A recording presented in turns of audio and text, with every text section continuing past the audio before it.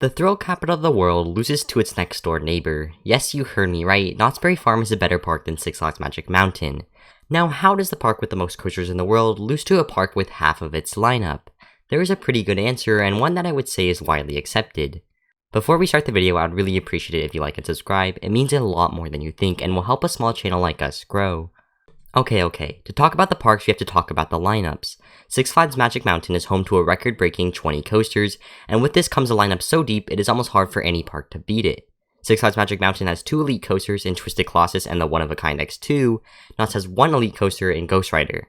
Now each coaster has a valid take for being the best out of the 3, but you could see how Six Flags already has a better lineup just looking at the top 2 coasters, and the supporting cast puts Knott's to shame.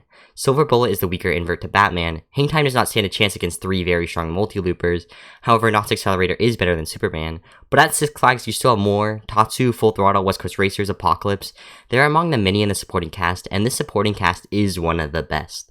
Now what I'm trying to say here is that the pure coaster lineup at Six Flags Magic Mountain is better than the Knott's Berry Farm, but that's not what makes a good park, and I'll get into this later in the video. I'm going to come back to rides in a bit, as that is one of the key points, but I would like to take a second to talk about the food. The food at Knott's was the root of the park, the start of the era as you would say. It all started with a roadside berry stand, and the creation of Boysenberry, and it expanded into the Knott's Chicken Dinner, which is still there, and the creation of the Ghost Town. Six Flags food is dog. Literal dog. Last time I was there, I was so disappointed with the overpriced burger that I had, but hey, I'm not a food critic, and there's a good reason for that. Knott's Berry Farm food, outside of their numerous berry products and their chicken dinner, is not all the best, but it's still definitely a step above Six Flags. This is not a huge factor into what makes a good park, but it's definitely one of the slight edges Knott's have over Six Flags. Next up, I would like to talk about the operations. I'm going to be honest here, both of these parks suck at operating their own coasters. Six Flags is notorious for running one-train ops on X2, and Knott's has quite literally the worst operations ever on Ghost Rider. Both parks use bins on the ride platforms. I have no idea if this plays into the slow operations, but neither park deserves appraisal in this category, and it is a pretty level playing field here. Okay, now I'm going to talk about the flat rides. Looking past the kiddie ones, Six Flags has Crazanity, a massive Zamperla Frisbee, and Lex Luthor Drop of Doom, the second tallest operating drop tower in the world.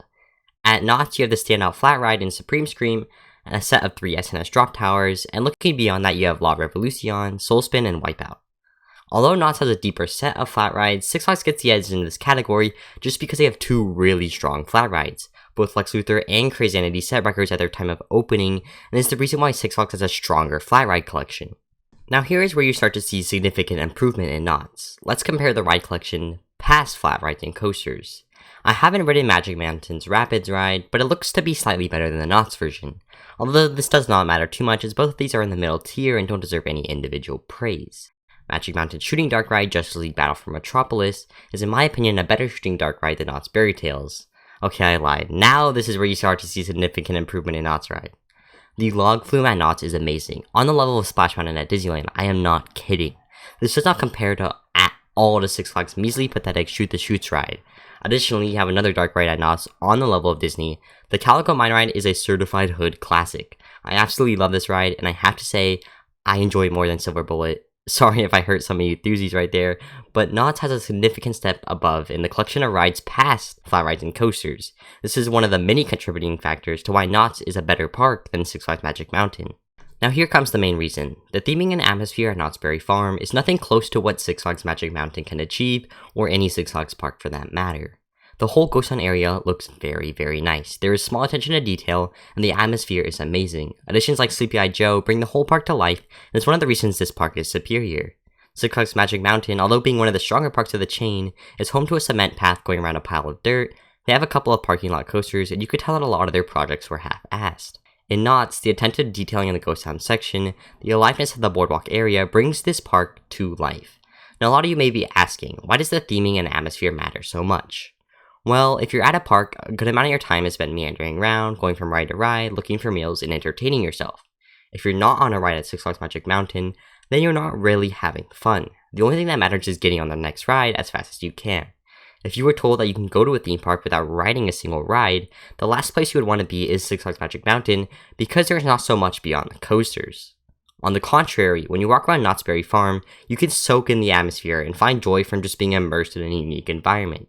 You do not have to go out searching for fun, always go, go, go. You will just find it around every corner. You're yourself with unique theming, the guiding staff, and the alive atmosphere. To sum it up, if you're looking for a pure thrill, then Six Flags Magic Mountain may be more your style. They have a better lineup of coasters and a better collection of flat rides, however they are outclassed by Knott's in every other category. The theming of Knott's Berry Farm is more than any Six Flags park can provide. This allows them to have the better collection of dark rides and water rides and can create a more fuller park experience. Also, the food at Knott's is infinitely better and can make a day at this park even more meaningful. The atmosphere and charm that Knott's provides is nothing compared to what Six Flags can do with their multiple parking lot coasters. All in all, there is no hate towards Six Flags Magic Mountain. It's still an amazing park, just Knott's Berry Farm is in a different league for them, and I would say it's closer on the level of Disney and Universal than Six Flags. For these following reasons, Knott's Berry Farm is the better park than Six Flags Magic Mountain. That's all for today's video, guys. As always, make sure to like and subscribe.